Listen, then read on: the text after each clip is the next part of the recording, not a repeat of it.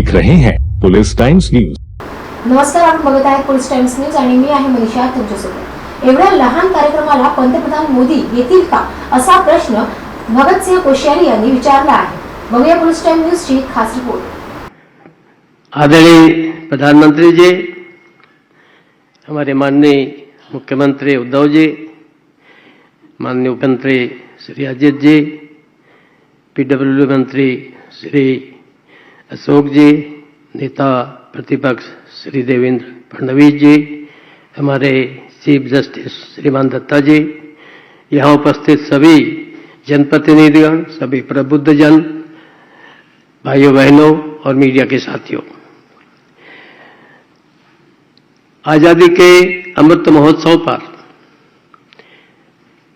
सिंधु सागर और बाण गंगा के तट पर अवस्थित इस राजभवन में आज जलभूषण और ऐतिहासिक बंकर में महाराष्ट्र के वीरों को समर्पित कराने लोकार्पण के अवसर पर आप सबका मैं अभिनंदन करता हूं, स्वागत करता हूं।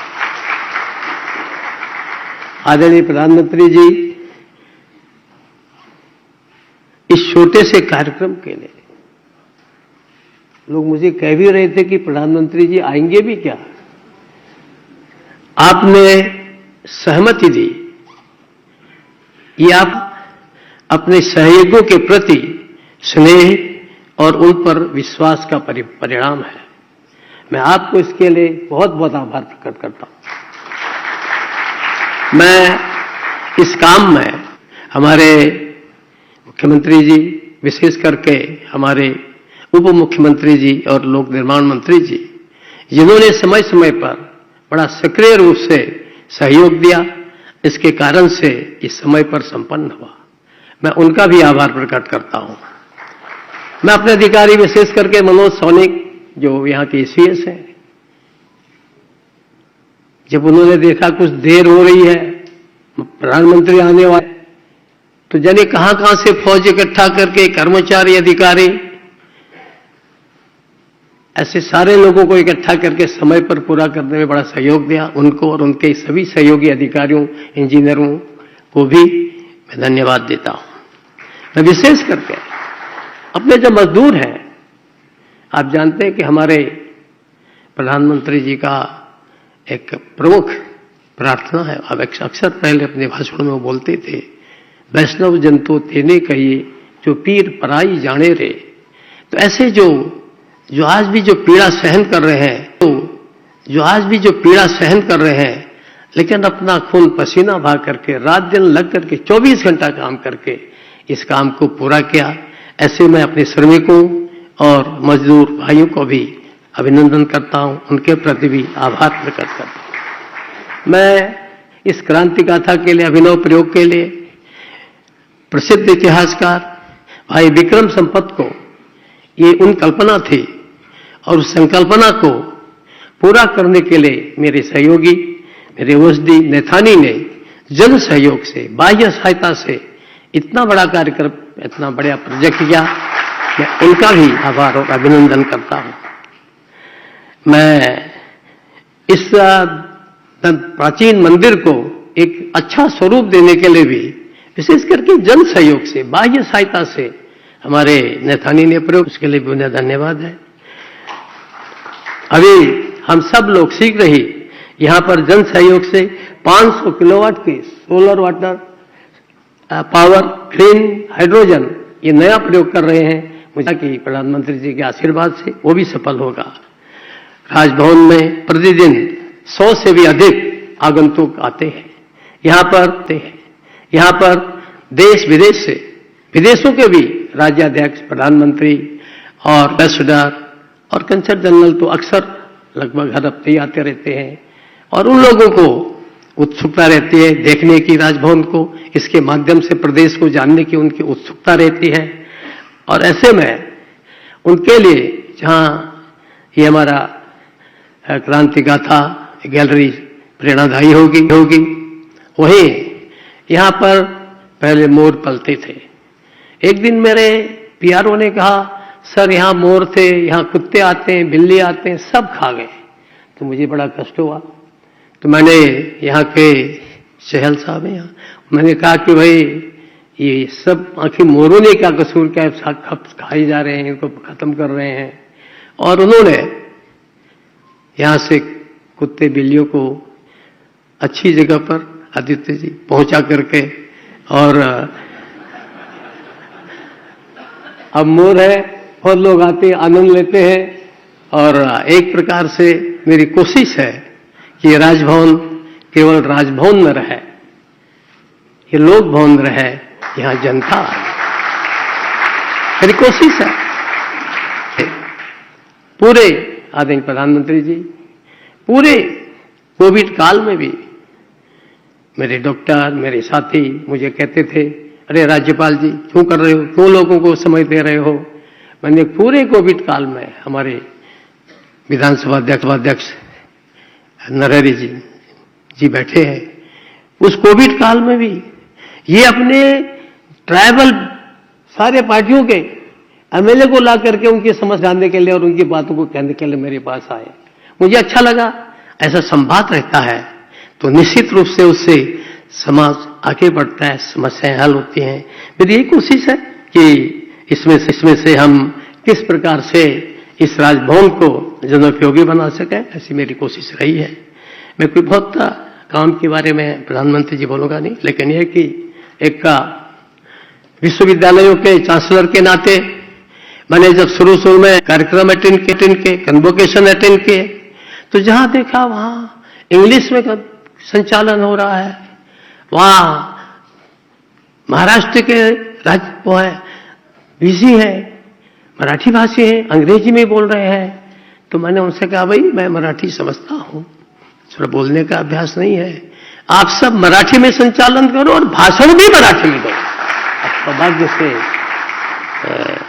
पता नहीं हमारे मुख्यमंत्री जी का प्रयास मैंने किया है, कोशिश की है कि विश्वविद्यालय में कुछ नए से नए प्रयोग हों। अपने फ्रांसीसी कंपनी डसॉल्ट के सहयोग से एमयू करके नागपुर विश्वविद्यालय में हमारे सैनिक यंत्रों के निर्माण की शिक्षा दी जा रही है, उसके लिए डिग्री और डिप्लोमा दिए जाएंगे, बच्चों को रोजगार मिलेगा। मुंबई के विश्वविद्यालय में गोवा के विश्वविद्यालय के साथ मिलकर के समुद्री विज्ञान की पढ़ाई शुरू की गई है। और एनईपी 2020 के हिसाब से अनुसार हमारे अनेक विश्वविद्यालयों ने यूरोप और अमेरिका के विश्वविद्यालयों के साथ एमओयू किया है। अब उनके बच्चे यहां पढ़ेंगे, हमारे बच्चे वहां पढ़ेंगे, आधी पढ़ाई यहां, आधी पढ़ाई वहां, और वो डिग्री एक दूसरे के देश में दी जाएगी।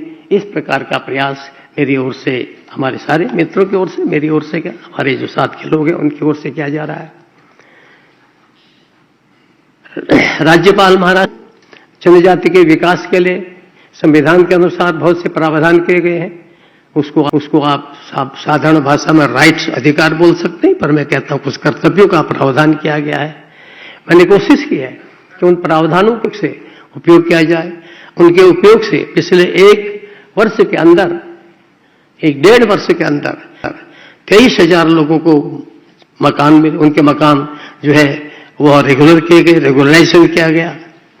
उनके जो फॉरेस्ट संबंधी मामले होते थे, डीएम ही उनको सुनता था, वही उसका रिव्यू अधिकारी होता था। मैंने अब उसका रिव्यू अधिकारी डिविजनल कमिश्नर को कर दिया है, उससे काफी लोगों को लाभ हो रहा है। और मैं उसका मॉनिटरिंग भी करता हूं, और बीच में नहीं भी करता हूं तो उन्हें हरे कान पकड़ते हैं, तो इसलिए कोशिश करता हूं कि उनको उसका लाभ मिले। ऐसे ही उनके लोकल उत्पादन कैसे आगे बढ़े, इस दृष्टि से भी मैंने बहुत प्रयास किया कि हमारे छात्रों को बैम्बू की बनी हुई राखियां सारे विश्वविद्यालयों में हमारे छात्र लोग लेते हैं, और उससे उनको प्रोत्साहन मिलता है। ऐसे उनका फर्नीचर और सारी चीजें वो आगे बढ़े, क्योंकि बहुत स्थिति खराब है एकदम। मैं जब जाता हूं आदिवासी क्षेत्रों में तो मुझे ऐसा लगता है कि अभी भी बहुत कुछ हमको वहां करना है। केंद्र सरकार कर रही है, प्रदेश सरकार कर रही है, परंतु अभी मैं बहुत कुछ करना है। मुझे लगता है कि जिस ढंग से आदरणीय प्रधानमंत्री जी प्रयास कर रहे हैं, प्रदेश सरकार भी कर रही है, उनकी समस्याएं हल होंगी। हमें ये जो बोर्ड है, डेवलपमेंट बोर्ड विकास की दृष्टि से बनाए गए थे। यदि 2 साल से डेवलपमेंट बोर्ड यहाँ बने नहीं है, तो भी मैं समय समय पर थोड़ा उनकी समीक्षा करता हूं, क्योंकि प्रावधान है संविधान में, नहीं करूंगा तो फिर वो भी मुश्किल है, लोग कहेंगे क्या क्या तुमने, तो उससे कोशिश करता हूं। विशेष करके सिंचाई योजनाएं, हमारे आदरणीय जयंत जी बैठे हैं मंत्री, इनके साथ भी बैठक हुई, ये भी बैठकों में आए, अधिकारी भी बैठक में आते हैं। लेकिन प्रदेश के अंदर 80 ऐसी योजनाएं हैं सिंचाई की जो 30 या 20 साल से ऊपर से चल रही हैं। कुछ को तो 40 साल हो गए, कुछ में 90% काम, कुछ में 70%, 75% काम, लेकिन योजना का लाभ नहीं मिल रहा। ऐसी आधी अधूरी योजनाएं पड़ी हुई हैं। मैं आप भी बैठे हैं, मुख्यमंत्री जी बैठे हैं, कि मैं किसान का बेटा हूं और गरीब परिवार से आता हूं। एक दिन लगता है कि अब पानी नहीं मिलता। औरंगाबाद गया था, एक दिन मैं रात रहा, लोग मुझे आकर बोले कि इतने 7 दिन बाद 5 दिन बाद पानी मिलता है। तो मुझे लगता है कि प्रधानमंत्री जी, जब पहले शायद अरुण जेटली जी ने कहा था मोदी है तो मुमकिन है, और मैं आज 8 साल पहले बात कहता हूं कि मोदी है तो मुमकिन है, और मोदी है मुमकिन है तो ये योजनाएं भी पूरी हो।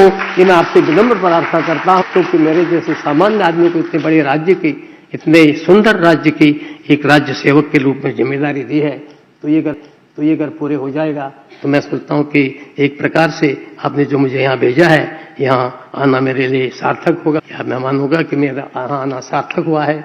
ऐसी बहुत सी बातें हैं, मैं उन पर नहीं जाऊंगा, क्योंकि हम सब आदरणीय प्रधानमंत्री जी को सुनने आए हैं। मेरा प्रयास है कि आज अपनी यहाँ की सरकार से मिलकर साथ में सहयोग करके हम आगे काम बढ़ाएं। क्योंकि एक बात और जरूर आप लोगों से कहूंगा, मेरी यहाँ आने की बहुत इच्छा नहीं थी। मैं जाके मैं अब आराम करूं, उम्र हो गया, अभी भी कहा मैंने प्रधानमंत्री, मैं बूढ़ा हो गया हूं। लेकिन प्रेम और स्नेह में यहाँ पर बहुत से अधिकारी बैठते हैं, डंडे की भी अपना स्थान है। डंडा नहीं लगाओगे तो अपराधी तो सिर पर चढ़ जाएंगे। लेकिन स्नेह और प्रेम और विश्वास, ये बड़ी ताकत है। ये उनका विश्वास और स्नेह था। यहाँ आया, मुझे लोग कहते हैं कोश्यारी जी आपको महाराष्ट्र कैसा लगता है? मैं कहता हूं महाराष्ट्र एकदम अपने हिमालय सा लगता है, उत्तराखंड सा लगता है। तो एक ही बात है, जब मुझे उत्तराखंड में जाता हूं, सब कुछ है, लेकिन वहां समुद्र नहीं है, सागर नहीं है। यहां भी सब कुछ है, मगर हिमालय नहीं है। लेकिन तो भी इतना सुंदर प्रदेश है। लगता है आपने अपने प्रारंभिक जीवन में सामाजिक राजनीतिक जीवन का कार्य यहाँ महाराष्ट्र से शुरू किया, और मुझे संध्या काल में आपने जीवन के यहाँ भेजा है।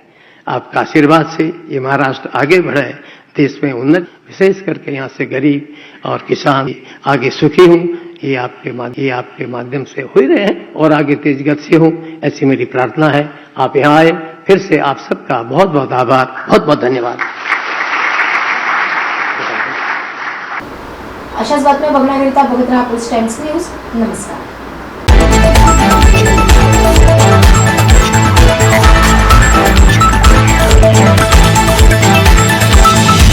आप देख रहे हैं पुलिस टाइम्स न्यूज।